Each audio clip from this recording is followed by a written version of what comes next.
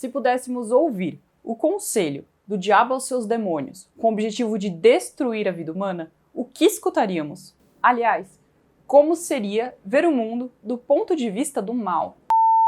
Olá, tudo bem? Eu sou a Bia, jornalista e apaixonada por livros, e hoje a gente vai conversar sobre Cartas de um Diabo a Seu Aprendiz, do C.S. Lewis. Uma obra irônica e bem construída que vai te fazer rir, mas também te dá um tapa na cara quando necessário. O livro consiste na correspondência entre o demônio Maldanado e seu sobrinho e aprendiz, Vermelindo. Ao longo das páginas, Maldanado vai compartilhar sua experiência com os humanos, orientando o sobrinho para que ele consiga corromper e destruir a vida do seu paciente, que é o homem ali que ele está rondando. Mas não se deixe enganar pelos nomes e pela escrita espirituosa. O livro não é raso e muito menos infantilizado. Pelo contrário, ele trata dos temas mais profundos da existência humana de forma simples, por vezes cômica e por vezes medonha, mostrando como algumas de nossas ações mais triviais podem nos encaminhar para a ruína. Desde a sua primeira publicação, a obra tem movido milhares de leitores. E é por isso que eu escolhi. Então, vem conhecer um pouquinho mais desse clássico do C.S. Lewis junto comigo.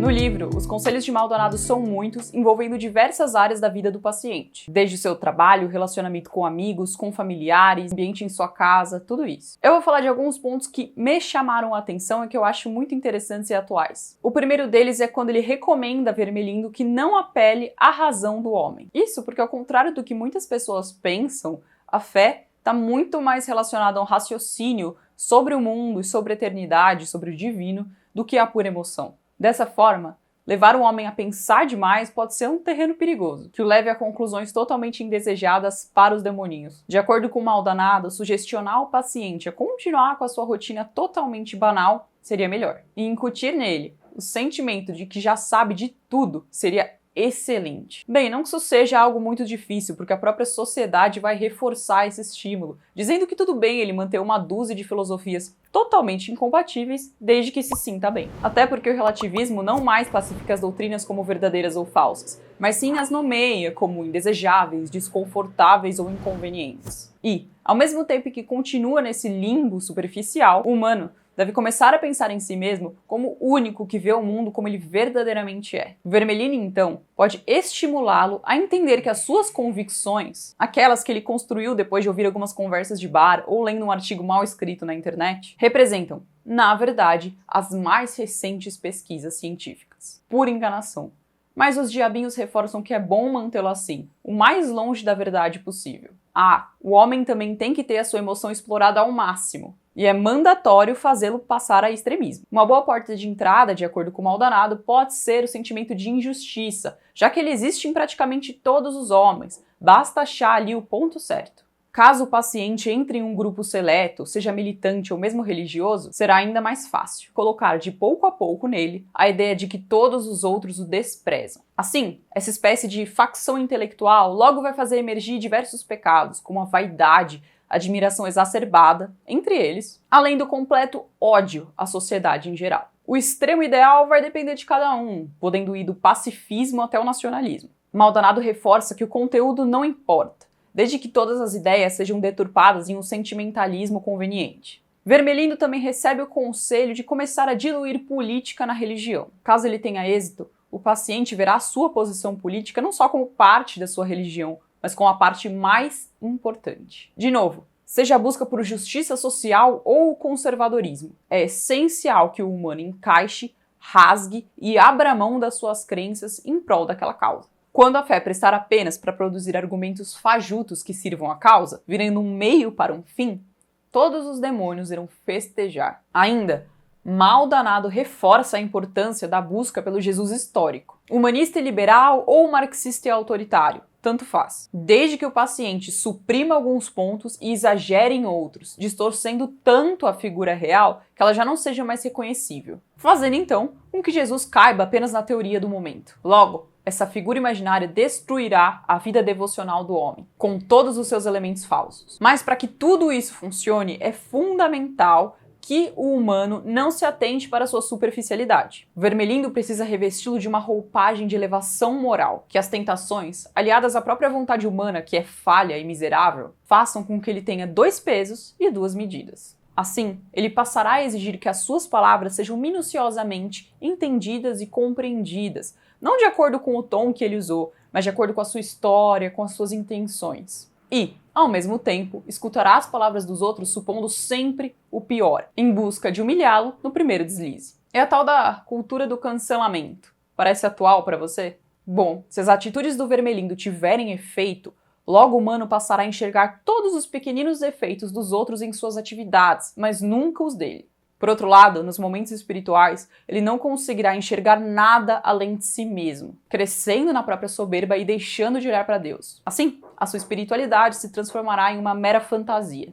Entretanto, graças ao inimigo, que é como os demônios chamam a Deus, o paciente nem sempre segue esses planos traçados. Nas páginas da obra, conferimos também os princípios divinos em contraposição, sempre ironizados por Maldonado. Um deles é a guerra. O autor do livro, C.S. Lewis, teve uma relação íntima com o assunto. Ele serviu nas trincheiras da Primeira Guerra Mundial. Já na Segunda Guerra, se alistou como oficial da vigilância antiaérea, época que o país era constantemente bombardeado. E, em meio a tudo isso, acabou sendo convidado pela BBC a palestrar para os soldados por meio do rádio. Experiência que mais tarde resultou na transcrição e adaptação de seus discursos para o livro Cristianismo Puro e Simples. Aliás, eu tenho resenha dele aqui no canal, vou deixar o card caso você queira conferir, tá bem legal. Aqui nesse livro, o Lewis traz uma reflexão extremamente interessante sobre o tema por meio dos seus personagens. De acordo com ele, a guerra gera medo, incerteza e terror. Sensações que são aproveitadas pelos demoninhos. Mas também pode ser um meio para que as pessoas reflitam sobre a brevidade da vida, o seu propósito aqui e se conectem mais com o eterno. Esse é o cenário da obra.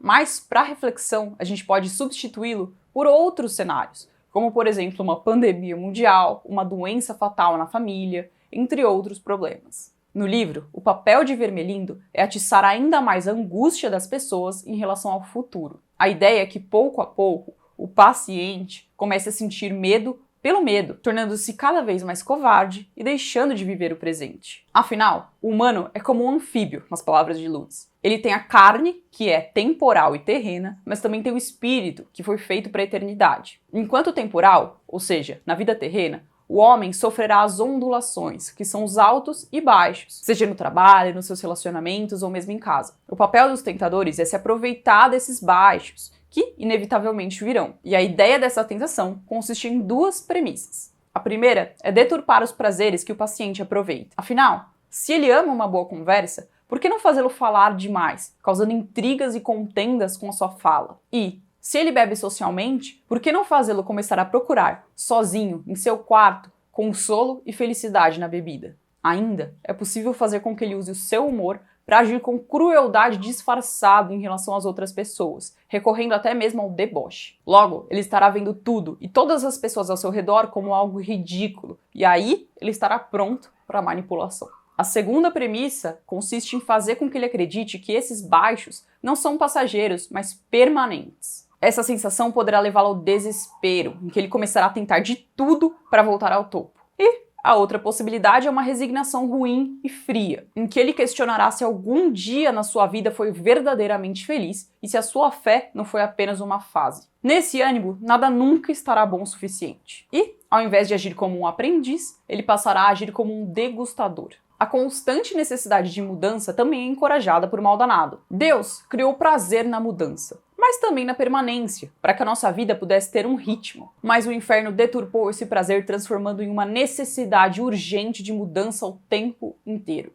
E pior, uma mudança vazia e sem sentido. A cada novo pulo sem rumo, haverá menos prazer e mais frustração. Não se esqueça de que cada atitude dessas vai também exaurir o dinheiro, os recursos e o coração do paciente. Em resumo, ele provavelmente viverá uma vida mediana, sem fazer nada de absolutamente escandaloso para a sociedade. Mas, aos poucos, nas pequenas ações do dia a dia, se perderá no caminho. Tomado pelo medo, a falta de esperança e o desespero. A menos que encontre ali o chamado inimigo, que pode oferecer uma restauração. Bom, na obra, os pontos apresentados são muitos e sempre com maestria. Eu fiz apenas um pequeno recorte das características e dos conselhos que mais me chamaram a atenção e que eu achei que ainda batiam com os problemas atuais, especialmente para a minha vida. O que eu posso afirmar é que é uma leitura intensa, às vezes divertida e às vezes desafiadora. Caso você não saiba, ela foi dedicada a ninguém mais, ninguém menos do que Tolkien, que era amigo pessoal do Lewis. Então, Se você buscar uma obra que vai te fazer refletir e pensar sobre a própria vida e escolhas, essa é a pedida certa. É isso. Se você já leu o livro, eu queria saber a sua opinião aqui embaixo, quais foram os conselhos que mais chamaram a sua atenção e o que você achou da obra em geral. Lembrando que eu deixo os meus links da Amazon aqui embaixo, se você comprar por eles ajuda o canal e não paga nada mais por isso. Não se esquece de se inscrever aqui e ativar o sininho para receber notificação dos próximos vídeos, vai ter vídeo toda semana. E se você ainda não acompanha, bora me seguir lá no Instagram, @penúltimo capítulo, eu posto diário de leitura, posto dicas e muito mais. É isso, e até a próxima!